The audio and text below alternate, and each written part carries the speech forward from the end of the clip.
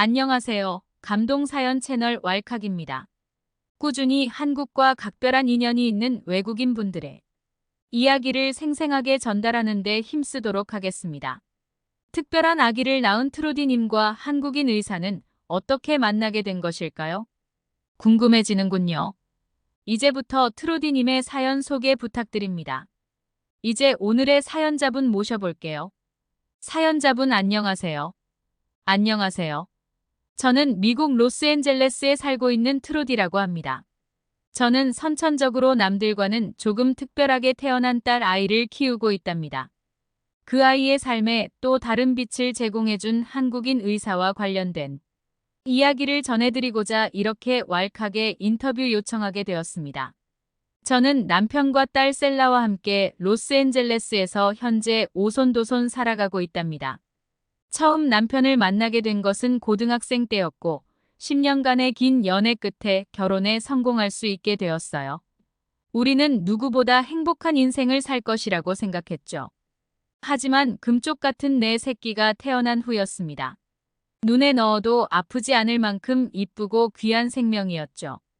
하지만 남들은 셀라를 미운 오래 새끼라고 부르더군요. 제 딸은 선천적으로 얼굴에 반을 뒤덮고 있는 검은 점을 가지고 태어났습니다. 이것의 명칭은 선천성 멜라닌 모반증이라고 하더군요. 마치 배트맨 가면의 모양을 띤 점이었죠. 그 점은 셀라가 1년 2년 자라면서 더욱 더 커졌습니다. 처음 셀라가 태어나고 우리 부부는 정말 많이 놀랐습니다. 하지만 그 아이를 남들과 똑같이 잘 키우고 싶었고 무지 사랑했어요. 오목조목한 이목구비와 착한 마음씨는 우리 남편을 꼭 닮았었죠. 근데 아이가 걷기 시작할 나이가 될 때부터 주변 사람들의 눈에 더 많이 보여질 수밖에 없었습니다. 우리 부부는 아무렇지 않게 아이를 데리고 산책도 하고 마트도 가고는 했죠. 내 아이는 차별 없는 환경에서 자라길 바랐습니다. 하지만 그것은 우리 부부의 욕심이었던 걸까요? 8쯤 되어 보이는 이웃 아이들이 처음 셀라의 모습을 보고 괴물 같다고 놀리지를 않나. 아줌마들은 아이에게 무슨 문제가 있냐고 아무렇지 않게 우리에게 상처를 주는 것이 아니겠어요.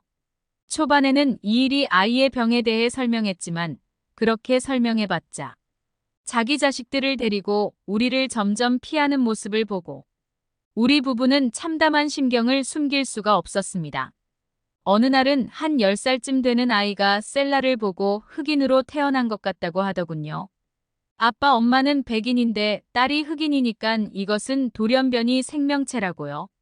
순간 저는 흥분을 주체하지 못해 아이에게 설명했어요. 그렇게 생각하거나 말하는 것은 잘못됐다고요. 근데 웃긴 게 뭔지 아세요? 같이 있던 아이 엄마가 자기 자식이 뭐 틀린 말했냐는 겁니다.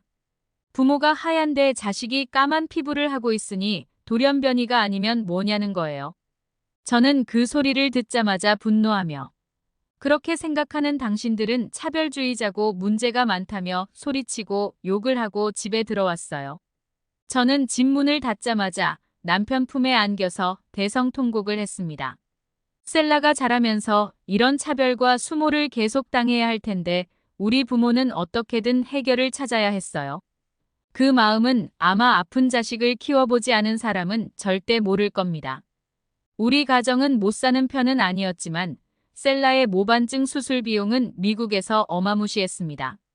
치료와 수술비를 감당할 수 없을 뿐만이 아니라 로스앤젤레스, 보스턴, 뉴욕 등등 많은 곳을 알아보았지만 수술을 하겠다는 마땅한 의사도 구하기 어려웠어요. 그렇게 마땅한 해결책을 발견하지 못한 채 반년이라는 시간이 흘렀습니다. 그런데 우리에게 새로운 희망의 씨앗이 피어나기 시작했습니다. 셀라가 4살쯤 자랐을 때 우리는 한인타운에 놀러 간 적이 있었어요. 바쁜 일상 속에서 간만에 외출이라 우리 가족은 들떴어요. 이제는 아이의 얼굴이 남들이 쳐다보는 것은 익숙해져 버려서 별다른 신경도 쓰지 않고 자포자기한 상태였답니다. 그곳의 뷰티샵에 들려 제가 좋아하는 한국 브랜드 화장품도 구매하고 점심을 먹으려 두리번거렸어요. 셀라가 무슨 냄새를 맡았는지 한국 분식을 파는 가게로 들어가자고 보채기 시작했습니다. 셀라는 그곳에서 김밥과 우동을 특히나 좋아했어요.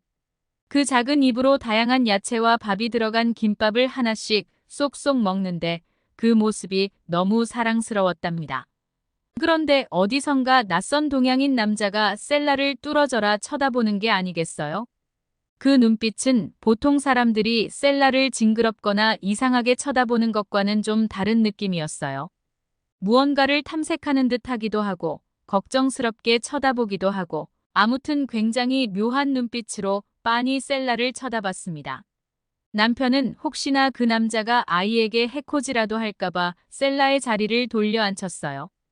그런데 그 남자는 일어나 우리를 향해 조심히 다가오는 게 아니겠어요. 우리 부부는 귓속말로 그가 다가온다며 아이를 잘 챙겨야 한다고 조용히 속삭였습니다. 근데 심각했던 표정을 하고 있던 그의 얼굴이 일시에 안타깝고 걱정스러운 표정으로 바뀌기 시작했어요. 그리고 저에게 영어로 말하기 시작했어요. 저는 한국의 대학병원 피부과 전문의입니다. 아이의 얼굴을 뒤덮고 있는 검은 반점이 혹시 선천성 멜라닌 모반인가요? 이 분야에서 제가 전문가로 많은 사람을 치료하고 있습니다. 혹시 아직까지 제대로 된 병원과 의사를 찾지 못했다면 혹시 한국으로 오셔서 치료받으시겠어요? 상태와 크기를 보아하니 추후에 피부암 심하면 흑색종으로 변형이 될 확률이 높아 보여요. 흑색종으로 변형되면 건강에 치명적인 위협을 줄 수 있습니다. 그는 우리 부부에게 진심 어린 말투로 이렇게 말했어요. 아이가 참 예쁜데 마음이 아프다고 도와주고 싶다고요. 한국은 미국과 같이 수술 비용이 그렇게 비싸지 않으면서 우수한 의료진들과 의료기기가 잘 구비되어 있다고 하면서요. 우리 부부는 조금의 경계를 가지고 있으면서 서로 생각했답니다. 우리 아이의 선천적인 질병명을 맞추고 그의 진심 어린 말투는 우리에게 신뢰를 갖게 만들었답니다. 그리고 그는 한 가지 더 말했어요. 자기는 의사가 되기 전에 관상학에 관심이 많아서 공부했다면서요. 딸 아이의 관상을 보니 분명 커서 세상에 많은 이로움을 끼칠 아이 같다고요. 아이가 이렇게 예쁘고 훌륭한 사람이 될 아이인데 뭔가 자기가 도울 수 있는 것이 있다면 꼭 돕고 싶다고요. 집에 와서 추가적으로 검색해 봤더니 한국은 의료보험 시스템이 잘 되어 있어서 잘만 하면 치료와 수술비를 절감할 수 있을 것 같더라고요. 인터넷 기사를 보았는데 피부 질환 치료 관련하여 수술한 사례들이 굉장히 많이 보였답니다. 우리는 그 이후로도 미국에 세미나 차 방문했던 그 한국인 의사와 만나서 많은 소통을 나눴습니다. 그리고 결심했죠. 아이를 한국에 가서 치료하기로요.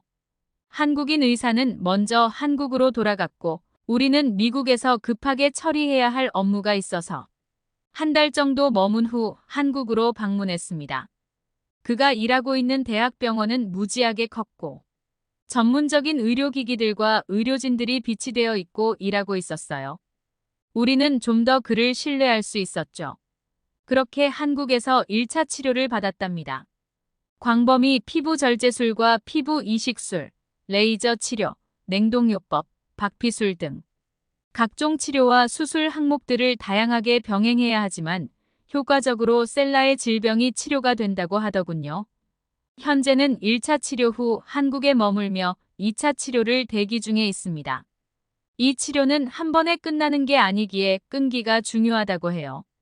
우리 부부는 우연히 만난 한국인 의사 덕분에 딸 아이의 선천적 병을 치료할 수 있다는 희망 하나에 얼마나 큰 감동과 감사함을 느끼는지 모르겠습니다. 물론 완벽한 치료까지는 시간이 필요하겠지만 한국인 의사 선생님의 따뜻한 마음에 어떻게 보답하면 좋을까요? 여러분 셀라가 안전한 치료와 수술로 정상적인 삶을 살 수 있도록 간절히 기도해 주셨으면 좋겠습니다.